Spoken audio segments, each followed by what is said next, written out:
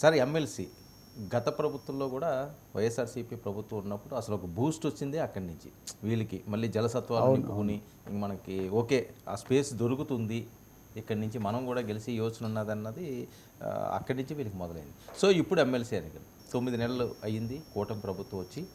ఈ విజయం మాదే అంటూ వైసీపీ చెబుతుంటే మా సపోర్ట్ తోటే ఉత్తరాంధ్ర ఎమ్మెల్సీ గెలిచారు టీచర్స్ ఎమ్మెల్సీలోని వాళ్ళు మాట్లాడే పరిస్థితి. అసలు ఎవరు గెలిపింది?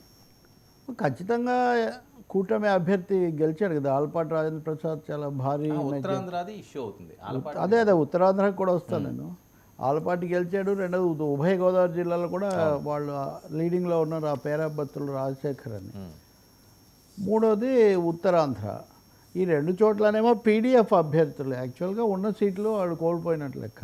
పేరాబత్తులు కూడా ఈయన కూడా చాలా ఆధిక్యతలో గెలిచారు ఇందాక చేసి. ఇప్పుడు వాళ్ళు పీడిఎఫ్కు కూటమికి మధ్యలో అక్కడ ప్రధానంగా జరిగింది. భారీ ఎత్తున ఖర్చు పెట్టారు. ఒకటి ఇప్పటి వరకు కూడా ఏ పార్టీలు గెలిచినా 2004 నుంచి 20 ఏళ్ళ నుంచి ఎక్కువ భాగం పీడిఎఫ్ గెలుస్తూ వచ్చింది. వాళ్ళు పెద్దగా డబ్బులు ఖర్చు పెట్టరు. ఉపాధ్యాయ సంఘాలు కలిసి విడిగా యూటీఎఫ్ ప్రధానంగా ఉండి అలా చేస్తూ వచ్చారు. లక్ష్మణరావు అయితే 4లో 3 సార్లు గెలిచారు, ఓడిపోయారు. తప్పకుండా ఇది వాళ్లకు నిరుత్సాహం కలిగించే విషయమే. బట్ అదే సమయంలో కూటమి ఘన విజయం అని మీరు అంటున్నట్టుగా గతసారి తెలుగుదేశం ప్రభుత్వం వైసీపీ ప్రభుత్వం ఉన్నప్పుడు కూడా ఈ ఎన్నికల్లో వాళ్ళు ఏం పెద్దగా గెలిచేవాళ్ళు కాదు. చివరి దశలో అంటే 2023-24లో మటుకు ఒక్కసారిగా పీడిఎఫ్ తెలుగుదేశాన్ని బలపరిచింది. వాస్తవంగా వాళ్ళు ఓడిపోయారు, వీళ్ళు గెలిచారు. వైసీపీ మొదటిసారి పోటీ చేసి ఓడిపోయింది. అంటే వైసీపీ ఎప్పుడు కూడా ఈ ఎమ్మెల్సీ ఎన్నికల్లో వాళ్ళు ఏం పెద్ద ఇది చూపించినటువంటి పరిస్థితి ఏం లేదు. కాబట్టి ఇక్కడ నాకు ఒకటే ఆశ్చర్యం, మీరన్న ఉత్తరాంధ్ర ఉపాధ్యాయుల నియోజకవర్గం దగ్గరికి వస్తే అది రఘువర్మ అక్కడ ప్రాతినిధ్యం వహించేవాళ్ళు. ఇప్పుడు రఘువర్మను జనసేన టీడీపీ పూర్తిగా బలపరిచాయి. గాదే శ్రీనివాసులు నాయుడు గతంలో 2 సార్లు శాసనమండలి సభ్యుడిగా ఉన్నాడు. ఆయన ఇప్పుడు విడిగా పోటీ చేశారు. ఆ విడిగా పోటీ చేసినప్పుడు ఆయన్ను కొద్దిగా గొప్ప బీజేపీ బలపరిచింది. అంటే కూటమిలో వీళ్ళిద్దరు అటు బలపరిస్తే బీజేపీ ఒక్కటి శ్రీనివాసులు పిఆర్టీయూ కొంచెం అటు ఉంటుందని కారణం ఏదైనా సరే. సో ఇప్పుడు శ్రీనివాసులు నాయుడు గెలిచాడు, సిట్టింగ్ ఎమ్మెల్సీగా ఉన్న రఘువర్మ ఓడిపోయారు. ఇది అయిన తర్వాత చాలా ఆసక్తికరం ఏమంటే అచ్చెన్నాయుడు మంత్రి, అచ్చెన్నాయుడు సీనియర్ మంత్రి, ఆయనేమో మేమే గెలిచాము, మా రెండో ఓటు వేయడం వల్లే గాదే శ్రీనివాసులు గెలిచాడు అన్నట్టుగా ఆయన మాట్లాడుతున్నారు. లేదు, అసలు కూటమి అధికారంలోకి వచ్చిన తర్వాత ఇంత తొందరలోనే అది తిరస్కారానికి గురైంది, మిమ్మల్ని తిరస్కరించారు ఉపాధ్యాయులని వైసీపీ వాళ్ళు మొదలుపెట్టారు. నిజానికి ఇక్కడ గెలిచింది వీళ్ళిద్దరు కూడా కాదు, వీళ్ళిద్దరు కూడా గెలవలేదు. నిజానికి వైసీపీ ఏమీ అధికారికంగా గాదే శ్రీనివాసులను బలపరచమనే వైఖరి వాళ్ళని తీసుకోలేదు. ఇంకా అచ్చెన్నాయుడు అనడమే కానీ టీడీపీ వాళ్ళు జనసేన కూడా కూడా ఇది నోట్ చేయాలి. ఎందుకంటే పవన్ కళ్యాణ్కు తర్వాత పట్టణ ప్రాంతాల్లో ఉత్తరాంధ్రలో బాగా ఉంటుందని అంటున్నప్పుడు అక్కడ ఓడిపోవడం ఖచ్చితంగా ఎదురుదెబ్బే. కూటమికి అధికార పార్టీకి అక్కడ తప్పకుండా అది ఎదురుదెబ్బే. ఇక్కడికి వచ్చే దాంతో అచ్చెన్నాయుడు రెచ్చిపోయి వాస్తవంగా ఉదయం నేను చూస్తున్న మాజీ మంత్రి గుడివాడ అమర్నాథ్ మాట్లాడుతున్నాడు. ఏమని ఆయన చూపిస్తున్నాడు, మీరు రఘువర్మనే కదా బలపరిచారు, మీరు బలపరిచిన ఆయన ఓడిపోయాడు, ఓడిపోతే ఇప్పుడు మేము కాదు గాదేకు రెండో ఓటు వేసామంటున్నారు, మీరు ఎక్కడ వేశారు? ఇంకోటి చిన్న తేడా కూడా చూపిస్తున్నాడు, బాబాయ్ అబ్బాయి అని. మీ అబ్బాయి అంటే రామ్మోహన్ నాయుడు చాలా గట్టిగా రఘువర్మ తరఫున చేశాడు, మీరేదో 1-2 చోట్ల చెప్పినట్టుగా ఉన్నారు, మీ మధ్య ఏమైనా వైరుధ్యం ఉందా అన్న పద్ధతిలో కూడా వాళ్ళు తీసుకొని వస్తున్నారు. కాబట్టి మిశ్రమ ఫలితాలని చెప్పాల్సి వస్తుంది. మనం రాజకీయంగా చూసినప్పుడు కూటమికి మిశ్రమ ఫలితాలని చెప్పాలి. పీడిఎఫ్ ఓటమి తప్పకుండా వాళ్ళ ఓట్లు వేల సంఖ్యలోనే వచ్చాయి, అందులో కూడా ఏమీ సందేహం లేదు. ఇప్పుడు ఉదాహరణకి ఇక్కడ కూడా విజయ్ గౌరీనామేకు 5,000 పైన 5,000-6,000 మధ్యలో వచ్చాయి. కాబట్టి రఘువర్మను పీడిఎఫ్ కూడా బలపరిచింది గతసారి, అది కూడా గుర్తించాలి. ఆయన పీడిఎఫ్ అభ్యర్థిగా గెలిచాడు గతసారి. కాకపోతే ఇక్కడ వచ్చిన సమస్య అంటే వీళ్ళు కొన్ని రోజులు వైసీపీతో కొన్ని రోజులు టీడీపీతో అలా ఉంటూ వచ్చారు తప్ప ఉద్యమాలు అన్న పద్ధతిలో ఉండలేదు. కానీ ఇప్పుడు వాళ్ళు గెలవగానే వైసీపీ వాళ్ళు ఇంత అత్యుత్సాహానికి ఎందుకు గురి కావాలో వాళ్ళు ఏమైనా బలపరిచారా?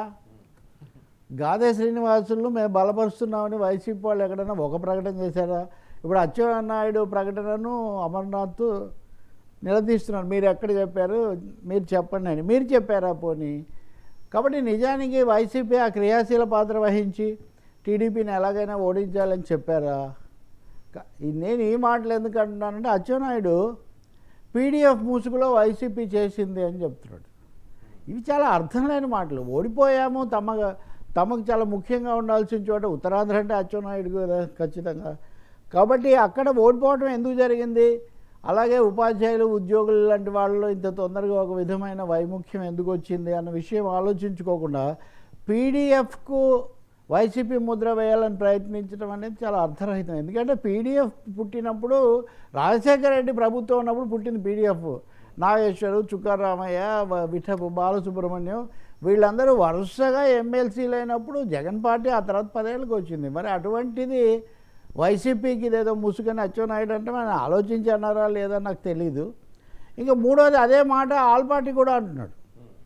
ఆయన ఎస్ఎఫ్ఐలో పనిచేశారు. ఈ వామపక్ష నేపథ్యం గతంలో ఉంది, ఇప్పుడు తెలుగుదేశంలో ఉండొచ్చు. కానీ భారీ ఎత్తున డబ్బు ఖర్చు పెట్టారు. ఎమ్మెల్సీ ఎన్నికల స్వరూపం మారిపోయింది ఈసారి. ఎమ్మెల్సీ ఎన్నికలేదు, ఉపాధ్యాయులు, మేధావులు, ఆలోచన పరులు కాస్త ప్రత్యామ్నాయ సమాంతర పాయగా ఉండాలన్న దాన్ని కాస్త పులుసులో కలిపేయడం అన్నట్టుగా మెయిన్ స్ట్రీమ్లో కలిపేసి డబ్బు గుమ్మరించి కేసులు వేసి అవన్నీ కూడా చేశారు. కాబట్టి ఇవి మిశ్రమ ఫలితాలు, మిక్స్డ్ రిజల్ట్స్గా చూడాల్సిందే తప్ప వైసీపీ కానీ టీడీపీ కానీ అంతగా ఆనందించాల్సిన అంశం లేదు. దీంట్లో నుంచి ఇంకొక డైరెక్షన్ ఏమొచ్చిందంటే ఉత్తరాంధ్రలో తెలుగుదేశం కూటమికి ఎదురుగాలి వీచింది. మీరు నిన్న మనం చర్చించిన శాసన మండలి వ్యవహారానికి మనం తీసుకొని వస్తే శాసన మండలిలో నిన్న కళింగ యుద్ధం జరిగిందని నేను చెప్పా. ఇటు బొత్స అటు అచ్చెన్నాయుడు ఒకరి మీద ఒకరు విపరీతంగా. ఆ సమయంలో మనం మాట్లాడిన తర్వాత జరిగింది ఏంటి? అమరావతి రాజధాని సమస్య కూడా వచ్చింది. మేము విశాఖపట్నం అన్నీ అభివృద్ధి చేయాలని ఏదో అన్నాం, కానీ అమరావతి రాజధాని సమస్య వచ్చినప్పుడు తర్వాత ఈ రోజు వరకు అది కొనసాగుతూ ఉంది. అంటే వైసీపీ అనేది ఇప్పటికి కూడా ఉత్తరాంధ్ర అనే ఒక నినాదాన్ని పట్టుకొని ఇప్పుడు కూడా ఓడిపోయారు కాబట్టి దాన్నే ఒక పునాదిగా చేసుకోవాలని చూస్తుందని ఒక సందేహం కలుగుతుంది. ఇది ఓటమిని ఉద్యోగులు, ఉపాధ్యాయులైన కోణంలో చూడకుండా ఉత్తరాంధ్రలో తెలుగుదేశం పార్టీకి, కూటమికి ఆఖరు పవన్ కళ్యాణ్ కూడా గెలిపించలేకపోయారు అన్న స్లోగన్ వాళ్ళు తీసుకోవటం, వెంటనే వీళ్ళు దిగిపోవటం. రెండవది బొత్స సత్యనారాయణ మంత్రిగా ఉండి అప్పుడు చంద్రబాబు నాయుడు పర్యటనకు వెళ్తానంటే ఆ సమయంలో అమరావతిని శ్మశానం అని అనడం ఎవరు హర్షించలేదు. అది చాలా పొరపాటే. నిన్న ఆయన మళ్ళీ ఆ విషయం వచ్చి నిన్న కదా మొన్న ఆ ప్రస్తావన తీసుకొని వచ్చి ఆయన నిలదీసినప్పుడు ఆయన బొత్స సహజ శైలిలో తన అన్నది మన మీద కూడా అంటాడు కదా, కన్ఫ్యూజన్ మనకే ఉందని సృష్టిస్తూ ఉంటాడు ఆయన. సో అప్పుడు అన్నాము, అప్పుడు మా విధానం కాబట్టి అన్నాము, మేము 3 రాజధానులు కాబట్టి అన్నాము అని చెప్తున్నారు. కానీ ఇప్పుడు విధానం ఏంటి? దాన్ని దిద్దుకుందా వైసీపీ? ఎన్నికల్లో ప్రజలు తిరస్కరించారు కాబట్టి ఆ విధానాన్ని దిద్దుకుందా, లేక ఇప్పటికి కూడా 3 రాజధానుల దానికి కట్టుబడి ఉన్నారా? కట్టుబడి ఉంటే దానికోసం వాళ్ళు ఏం చేస్తున్నారు? ఈ చాలా ప్రశ్నలు వచ్చాయి. తర్వాత మీడియా మిత్రులు కూడా అడిగారు బొత్సను, మీ విధానమే మళ్ళీ మేము ఆలోచించుకొని మేము అది చెప్తాము, అప్పటి మా విధానం దాన్ని బట్టి మేము చెప్పాం కానీ ఇంకోటి కాదన్న పద్ధతిలో ఆయన దాటేస్తూ వచ్చారు. కాబట్టి ఈ ఎమ్మెల్సీ ఎన్నికల ఫలితాన్ని, ఉత్తరాంధ్ర కోణాన్ని కూడా వైసీపీ ఏదో మేళవించే ప్రయత్నం అయితే చేస్తున్నట్టు కనిపిస్తుంది. అమర్నాథ్ కూడా అదే డైరెక్షన్ దీనికి ఇవ్వటం ఒకటి. బొత్స ఇలా అన్నారు కదంటే ఏదో మామూలుగా అన్నారు అని, అంటే కొంతమంది ఇబ్బంది కూడా పడుతున్నారు. బొత్స జగన్ను లేదా వైసీపీని ఇబ్బందిలో పెట్టాడు ఈ ప్రస్తావన తీసుకొని వచ్చి అని ఒక ఇది కూడా మీడియాలో నడుస్తుంది.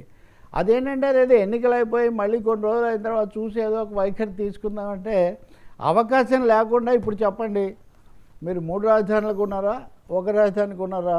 వాస్తవికత లేకపోతే కాస్త పరిశీలన చేసిన వాళ్ళు ఎవరైనా ఇంకా 3 రాజధానుల 3 పాటను హర్షించరు. అది ప్రజలు హర్షించలేదు, రాజకీయ పార్టీలు హర్షించలేదు, 3 చేసింది కూడా ఏం లేదు. ఆయన ఇప్పుడు కూడా ఏమన్నాడు, అన్ని తాత్కాలిక భవనాలకు మీరు ఇంత ఖర్చు పెట్టారు. ఇవన్నీ ఖచ్చితంగా అమరావతి ఆలస్యం కావడంలో తెలుగుదేశం గత ప్రభుత్వ పాత్ర ఉంది. వైసీపీ 3 రాజధానులు అన్నాక అసలు అమరావతి కట్టడం అనే అవకాశమే లేకుండా పోయింది. కాబట్టి ఇందులో ఎవరి వాటా ఎంత అని లెక్కల తర్వాత వేసుకోవచ్చు. కానీ వైసీపీ కనుక మంత్రి అమర్నాథ్, మాజీ మంత్రి అమర్నాథ్ అంటున్నట్టుగా ఎమ్మెల్సీ ఎన్నికలకు ఉత్తరాంధ్ర రాజధాని అనేదానికి కనుక ముడిపెట్టేటైతే మటుకు మళ్ళీ చర్చ మొదటికే వస్తుంది, స్క్వేర్ వన్ అవుతుంది ఇది. మరి దాని మీద మధ్యాహ్నానికో సాయంత్రానికో వైసీపీ వాళ్ళు ఏమైనా స్పష్టత ఇస్తారా? మూడవది, ఉపాధ్యాయులు ఉద్యోగులను 2 సార్లు ఎన్నికల్లో తాము ఎందుకు దూరం చేసుకున్నారు? ఈసారి అసలు ఎన్నికల్లో పాల్గొనలేదే. పాల్గొని ఉంటే లేదు తెలుగుదేశం కూటమిని ఓడించడమే మా లక్ష్యం అని వాళ్ళు ఏమైనా ప్రకటించి ఉంటే వాళ్ళు మాట్లాడడానికి కొద్దిగా ఉండేది. నేను కూడా మీతో అన్నాను కదా, మీరు ఓడించడం మీ లక్ష్యం అయితే మేము ఓడిస్తాం. అదేం చెప్పలేదు. మీరు పోటీ చేయలేదు, మీరు ఎన్నికల్లో వైఖరి ప్రకటించలేదు, మీరు గట్టిగా చేసింది లేదు. కానీ ఉదయం రాజే అంటున్నాడు ఆల్పాటి ఏమని, అసలు జగన్ మిర్చి అడ్డుకు వచ్చింది, మిర్చి కోసం కాదు పీడిఎఫ్ కోసం వచ్చాడని ఆయన చెప్తున్నారు. కాబట్టి ఇవన్నీ కొంచెం విచిత్రంగా ఉన్నాయి. బహుశా ఇంకా ఉభయ గోదావరి ఫలితాలు ఇవన్నీ వచ్చాక సాయంత్రానికో తప్పకుండా దీని మీద రాజకీయ సంకేతాలు వస్తాయి. నేను 3 విషయాలు అయితే చెప్పదలుచుకున్నాను. ఉత్తరాంధ్రలో ఓడిపోవటం అనేది తప్పకుండా కూటమికి ఎదురుదెబ్బ ఒక కోణంలో. రెండవది, ఓడిపోయారు కాబట్టి పీడిఎఫ్ వాళ్ళు వైసీపీకి ముసుగంటే ఉపాధ్యాయులు కానీ రాజకీయ పక్షాలు ఎవరు ఒప్పుకోరు. ఇది 50 ఏళ్ళ యూటీఎఫ్, వైసీపీకి 10 ఏళ్ళే కదా వాళ్ళ ఇది, పీడిఎఫ్కు కూడా 20 ఏళ్ళు. కాబట్టి అది కుదిరేటటువంటి కథ కాదు. మూడోది, దీన్ని చూసి వైసీపీ అమితంగా ఆనందపడడానికి ఏమీ కారణం లేదు. ఎందుకంటే వాళ్ళు ఏమీ పిలుపులు ఇవ్వలేదు, వాళ్ళేం భాగస్వాములు కాలేదు. ఒకవేళ అయి ఉంటే ఇప్పుడు కూడా చెప్పలేకపోతున్నారు కదా, మేము కృషి చేసాము ఈయన కోసమని. నిజంగా అంటే ఇంకా ఫైనల్గా 4వ పాయింట్ చెప్పాలంటే, కూటమిలో కొద్దిపాటి తేడా బీజేపీ వాళ్ళు అటు బలపరిస్తే గాదే శ్రీనివాసులు నాయుడిని పిఆర్టీయును, టీడీపీ జనసేన రఘువర్మను బలపరిచాయి. కాబట్టి ఒక విధంగా కూటమిలో ఉన్న కొద్దిపాటి తేడాలు, ఎమ్మెల్సీ స్థానాలు తిరిగి తాను తెచ్చుకోవాలనుకుంటున్న బీజేపీ యొక్క ఆలోచనలు కూడా దీంట్లో కొంత కనిపిస్తాయి మనకు. సో ఈ ఉత్తరాంధ్ర వ్యూహం అన్నది జగన్మోహన్ రెడ్డి గారు ఈయన రేపు నుంచి ఏదో యాత్రలు ఏవో చేస్తానంటున్నారు, అది ఉత్తరాంధ్ర నుంచే ఇచ్చాపురం నుంచే అని చెప్పి మరొక టాక్ వస్తున్నారు సార్. వాళ్ళు ఉత్తరాంధ్ర ఫోకస్ పెడతారు. ఉత్తరాంధ్ర రాయలసీమ అని బొత్స కూడా మళ్ళీ ఈరోజు కూడా కౌన్సిల్లో ఆయన అంటున్నారు. మరి అమర్నాథ్ అయితే ఇంకొకటి కూడా మాట్లాడుతున్నారు. ఆయన ఈరోజే మాట్లాడారు, ఈ ఎన్నికలతో సహా రిషికొండలో మేము ఒక భవనం కడితే దాని మీద మీరు ఏదో గొడవ చేశారు, కానీ బ్లూ చిప్ సముద్రమా అదేదో అది ఆ బ్లూ ట్యాగ్ వస్తే సముద్రం ఇది అంతర్జాతీయంగా వేదికల్లో అన్నింటిలో కూడా మన టూరిస్ట్ మ్యాప్లో ఉండి ఎంతో మేలు జరిగేది, అది మేము తేవాలని ప్రయత్నిస్తే మమ్మల్ని అన్నారు, మీరేమో తీసుకురాలేదు, పైగా రిషికొండ మీద కట్టడం కూడా చాలా అన్యాయమైనట్టు దాన్ని అంతా రభస్ చేశారు. కాబట్టి ఇవన్నీ చూస్తే ఏం తెలుస్తుంది అని అంటే ఉత్తరాంధ్ర విశాఖపట్నం ముఖ్యంగా ఈ విషయంలో మేము అభివృద్ధి కోసం పనిచేస్తే మీరేమో దాన్ని అప్పుడు అడ్డుకున్నారు. మొన్న బొత్స దర్యాప్తు చేయండి, ఇన్వెస్టిగేషన్ చేయండి, రిషికొండలో మేము భవనాలు కట్టాము, డబ్బు తగలేసాము, అది ఇది అన్నారు కదా, మేము కట్టింది ప్రభుత్వ భవనాలే కదా, మీరు ఇప్పుడు దాని మీద దర్యాప్తు చేయండి అంటున్నారు. నిజంగా మనం కూడా రిషికొండ మీద ఏమైనా ప్రభుత్వం దర్యాప్తు చేస్తే ఆసక్తిగా మనం చూడొచ్చు. ఎందుకంటే ఒక 3 ఏళ్ల పాటు రాజకీయం మొత్తం రిషికొండ చుట్టూ తిరిగింది కాబట్టి ఇప్పుడు రిషికొండ పేరు చాలా తక్కువగా వినిపిస్తుంది.